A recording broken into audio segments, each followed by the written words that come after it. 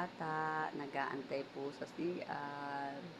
Ganyan po lagi ang bulag namin. Siya lang po ang talagang patient na nag-iintay magbukas ang CR kasi doon po siya nagpupupo at umiihi. Bulag, antay ka na antay eh. Lalabas na ba?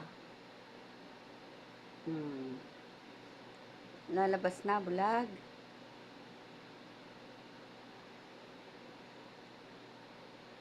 Tingnan niyo po pagbukas ng pinto, mga kamina. Napakabait ng bulag na yan eh. Nag-aantay talaga siya.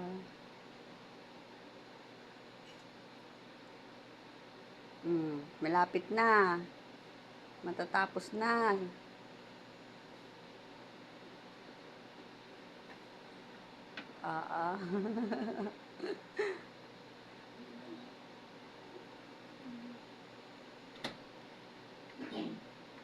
Hmm.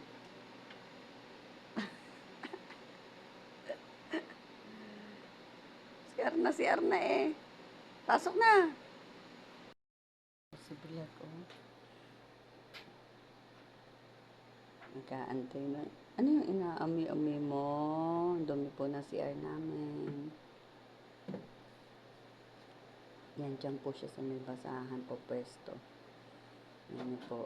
Ganyan po siya. Ganyan ka-behave ang aming bulag. Ako, pakabait naman eh.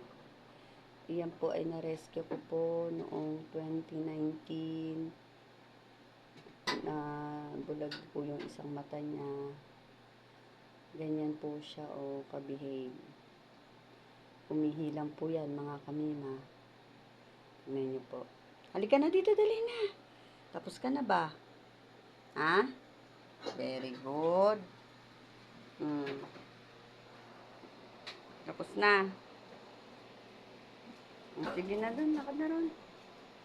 Lakad na, dali na. Wala na, tapos na. Ang dumi na naman ang mata mo. Oh.